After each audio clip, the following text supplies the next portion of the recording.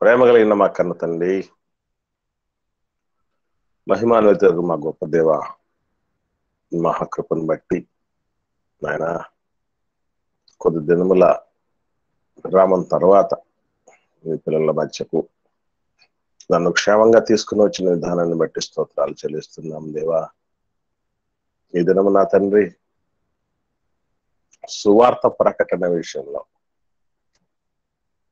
క్రైస్తవులు ఏ విధంగా వ్యవహరించాలి అన్నటువంటి పాఠాన్ని మేమందరం ఎప్పటిట్లా వినయ భయభక్తులతో నేర్చుకుని దాన్ని చక్కగా మా జీవితంలో పాటించగలుగుటకు కావలసినటువంటి మెలకువలను, నడిపింపును, సిద్ధపాటును ఈ బిడ్డలమైన మాకు నీ కృపలో మాకు అనుగ్రహించమని ప్రాధాన్యపడుతూ ఉంటున్నాను. ఈరోజు 2 పాఠాలు నేర్చుకోబోతున్నాను. ఆయన తోటి నడిపించండి. బిడ్డలైనటువంటి వారందరికీ కూడా కనువిప్పుకరంగా, ఆశీర్వాదకరంగా ఈ సదస్సునంతటిని కూడా మలచి మీరు మహిమ పొందమని ప్రాధాన్యపడుతూ యేసుక్రీస్తు ప్రభువుల వారి పరిశుద్ధమైన నామంలో ఈ ప్రార్థన మీకు సమర్పించి పొందినాం తండ్రి, ఆమేన్. ప్రియమైన దేవుని బిడ్డలారా,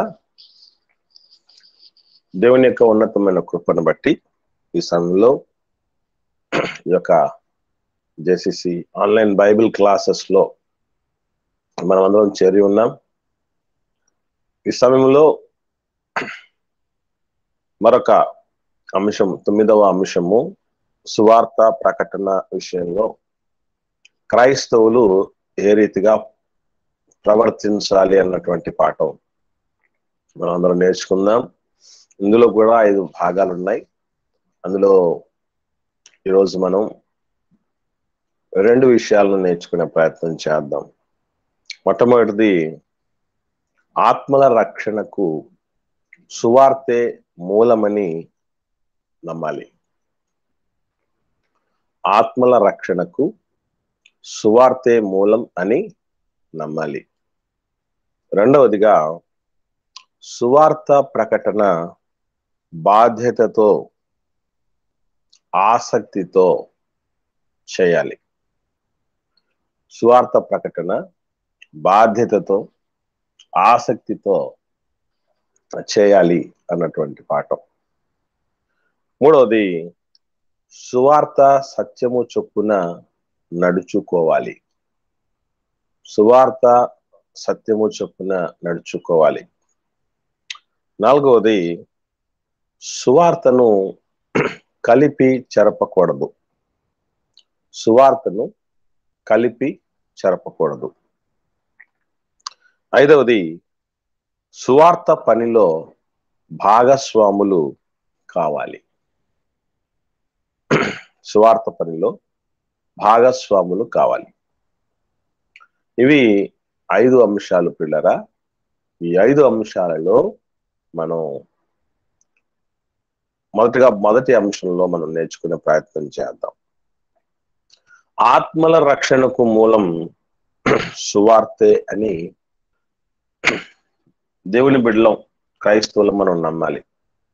మనం కూడా ఒకనాడు నశించిపోయేటటువంటి స్థితిలో ఉన్న వాళ్ళమే, నరక పాత్రులమే, శిక్షార్హులమే, మనందరికి తెలుసు.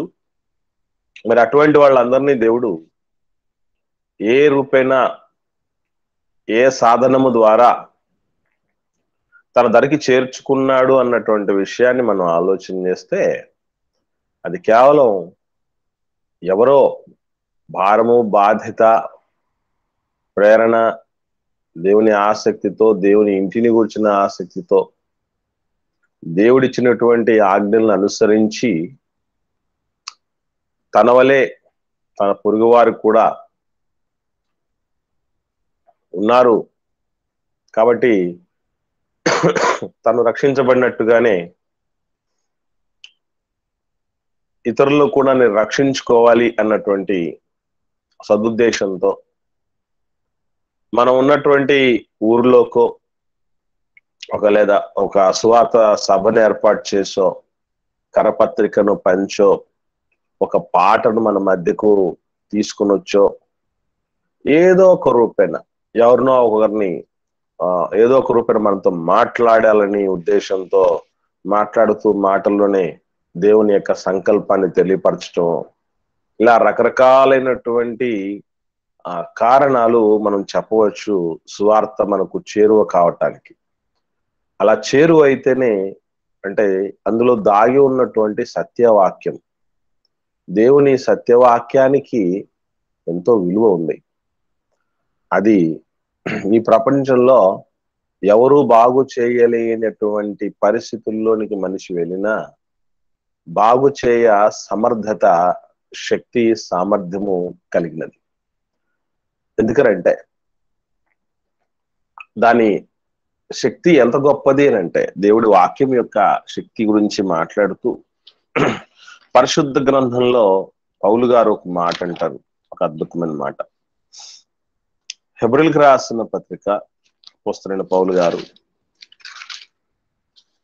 4వ అధ్యాయము 12వ వచనంలో, హెబ్రీయులకు రాసిన పత్రిక పౌలు గారు 4వ అధ్యాయము 12వ వచనంలో ఏమని రాయబడిందో ఒకసారి చూద్దాం. ఎందుకనగా దేవుని వాక్యము సజీవమై రెండంచులు గల ఎటువంటి ఖడ్గము కంటేను వాడిగా ఉండి ప్రాణ ఆత్మలను కీళ్లను మూలుగను విభజించినంత మట్టుకు దూరుచు హృదయము యొక్క తలంపులను ఆలోచనలను శోధించుచున్నది. మనకు తెలుసు, మనం కనుగొన్నటువంటి కొన్ని సాధనాలు ఈ దేహంలో పై రూపాన్ని వరకు మాత్రమే, మనం వాడే సాధారణ కెమెరా యొక్క కిరణాలు వెళతాయి, ఆ పై రూపాన్ని మాత్రమే బంధిస్తాయి. మనం ఏ రూపంలో ఉన్నామో అది తీసిన ఫోటో చెప్తుంది. దీనికంటే లోనున్నట్టు ఈ బయటకు కాకుండా అంతర అవయవాలు కూడా ఉన్నాయి మనకి. అందులో మరి ఎప్పుడైనా మనకు బోన్ ఫ్రాక్చర్ అయినప్పుడు ఎక్స్రే అనేది తీస్తాం. అది ఈ ఫ్లెష్ ను దాటి, ఈ భౌతికమైనటువంటి దేహంలో ఉన్నటువంటి మాంసాన్ని దాటి లోపల ఉన్నటువంటి ఎముక వరకు వెళ్తుంది. ఇంకా అంతకు మించి ఆ లోపలికి వెళ్ళలేనటువంటి పరిస్థితుల్లో ఈరోజు మనుషుడి కనుగొన్నటువంటి అధునాతన పరికరాలు మానవుడు ఉన్నాడు. కానీ దేవుడి వాక్యం ఏం చేస్తుందంటే, ఎవరైనా ఓ మంచి అయినా ఓ చెడైనా తలపెట్టాలంటే అది హృదయాన్న అంకురార్పణ అవుతుంది. ఎందుకనంటే మనం ఆత్మకు సంబంధించిన 5 అవయవాల గురించి నేర్చుకునేటప్పుడు హృదయము, మనస్సు, మనస్సాక్షి, మంచి చెడుల తెలివి, మనోనేత్రాలు, ఈ 5 అంశాల గురించి నేర్చుకునేటప్పుడు ఈ హృదయం కోరికల పుట్ట, అన్ని రకాలైన కోరికలు హృదయంలోనే పుడుతూ ఉంటాయన్నటువంటి విషయాన్ని మనం నేర్చుకోవటం జరిగింది. కనుక మంచికైనా చెడుకైనా అంకురార్పణ లేదా మొలకెత్తటం అనేది ఎక్కడ జరుగుతుంది అని అంటే హృదయంలో జరుగుతుంది. అలా హృదయంలో కలిగేటటువంటి ఆ ప్రారంభ దశలో ఉన్నప్పుడే తుంచేసేటటువంటి శక్తి దేవుని మాటలకు ఉన్నది.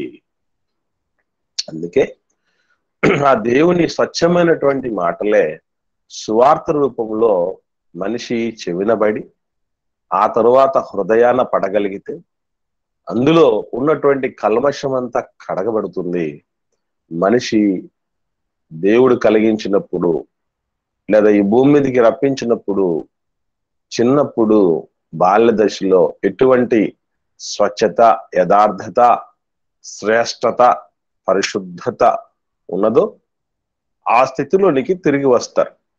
అందుకే సువార్త అనగా సత్యవాక్యము అని కూడా పరిశుద్ధ గ్రంథం తెలియజేస్తుంది. ఒకసారి ఎఫెసీయులకు రాసిన పత్రిక 1వ అధ్యాయము 13వ వచనాన్ని జాగ్రత్తగా పరిశీలన చేయగలిగితే, ఒకరు చదవండి.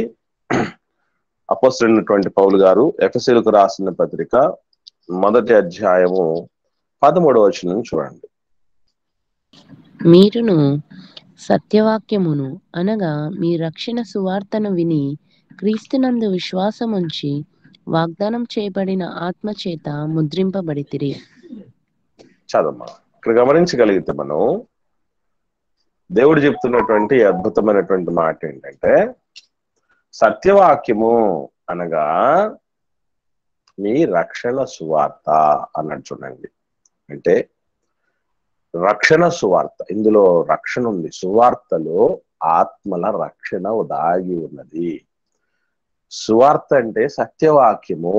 సత్యవాక్యమే ఏం చేస్తుంది మనిషిని అంటే, యాకోబు గారు కూడా ఇదే మాట చెప్తాడు. ఏమని? మీ ఆత్మలను రక్షించుటకు శక్తి గల వాక్యమును సాత్వికంతో అంగీకరించండి అని.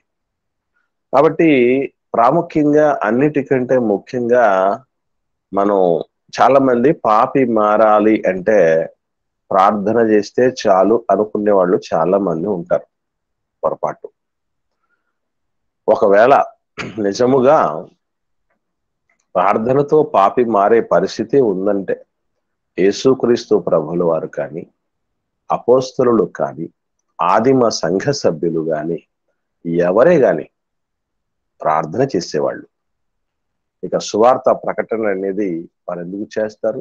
యేసు ప్రభు వెళ్తూ వెళ్తూ కూడా సర్వలోకమునకు వెళ్ళి సర్వ సృష్టికి సువార్తను ప్రకటించండి, ఆ సువార్తను నమ్మితే బాప్తిసం పొందుతాడు, ఆ పొందినటువంటి వాడు రక్షించబడతాడనే మాట ఎందుకు చెప్పాల్సి వచ్చింది?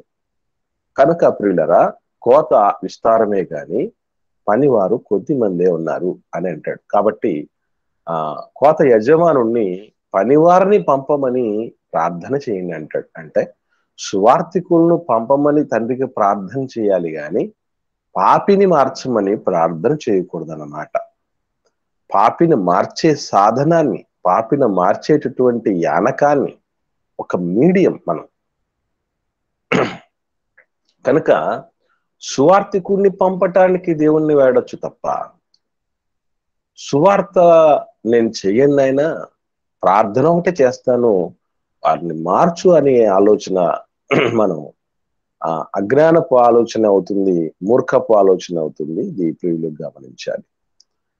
కనుక ప్రియులరా, ఆత్మల రక్షణ ఈరోజు మన ఆత్మను కూడా రక్షించబడింది.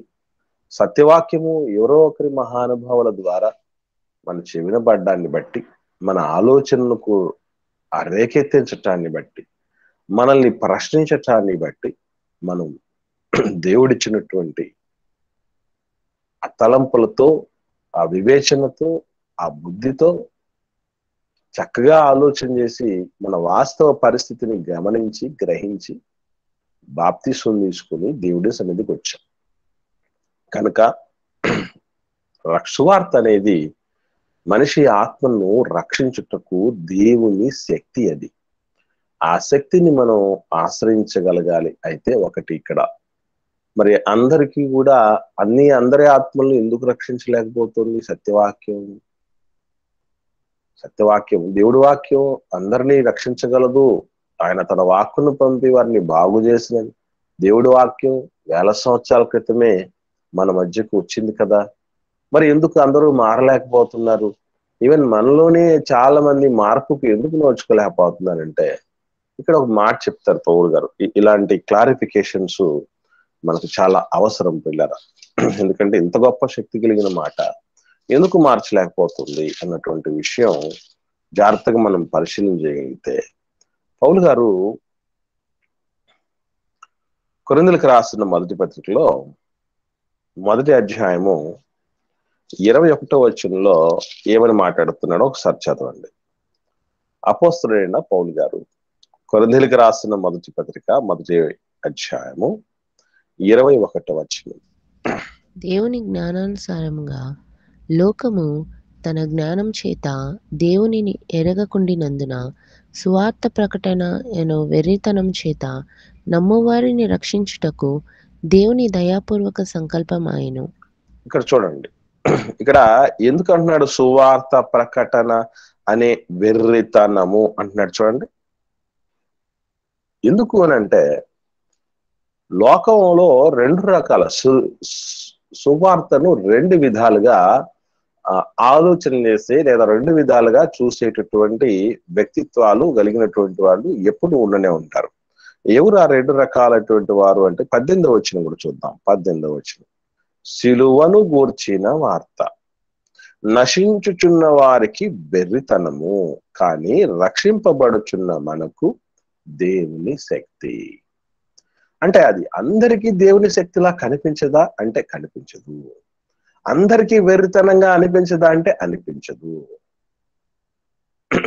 రక్షణకు చేరువైనటువంటి వారికి, నిత్య జీవానికి నిర్ణయించబడినటువంటి వారికి విఘ్నత, వివేచన, ఆలోచన కలిగి తమ యొక్క జీవితం గురించినటువంటి స్పృహ కలిగినటువంటి వాళ్ళు, స్వేచ్ఛాపరులుగా ఉన్నటువంటి వాళ్ళకి ఇది అర్థం కాదు. రెబలిజంతో ఉన్నటువంటి వాళ్ళకి ఇది తెలియదు. ఎవరికి అంటే రక్షించబడుతున్న వాళ్ళకే ఇది దేవుని శక్తి, లేని వాళ్ళకి ఇది ఒక వెర్రితనము.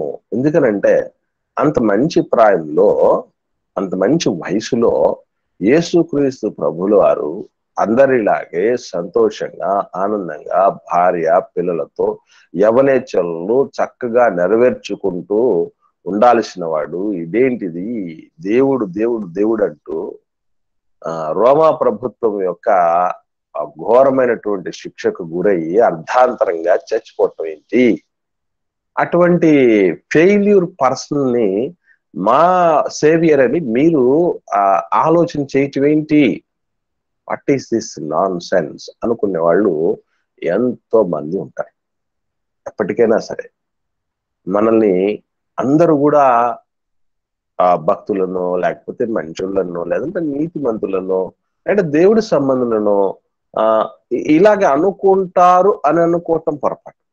అలాగని మనల్ని అందరూ చెడ్డోళ్లను, పనికిరానులను, లేదంటే తెలియమాలినోళ్లను, బుద్ధిహీనులను, మూర్ఖులను అనుకుంటారనుకోవడం కూడా పొరపాటు.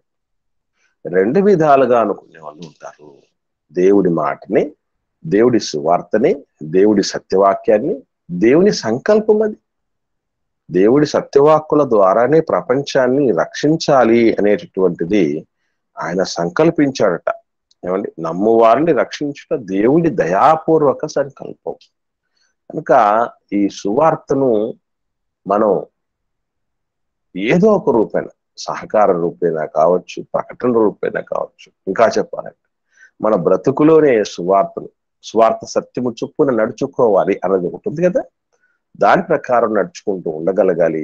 సంఘం ఒక సువార్త కేంద్రం, ప్రతి విశ్వాసి ఒక సువార్త కేంద్రంగా మారగలిగినప్పుడు ఈ సమాజం ఖచ్చితంగా లోకం నుండి నమ్మకస్తుల వైపు, అపనమ్మకస్తుల నుండి నమ్మకస్తుల వైపు, నమ్మకస్తుల నుండి దైవత్వం వైపు నడవటానికి అవకాశం ఉంటుంది. కనుక ప్రియులరా, ఒక్క విషయం గుర్తుపెట్టుకోవాలి. ఇందులో ఎంత సీరియస్నెస్ ఉందో తర్వాత పాఠంలో మనం నేర్చుకునే ప్రయత్నం చేద్దాం. అదే సువార్త ప్రకటన బాధ్యతతో చేయాలి అనేటటువంటి పాఠం.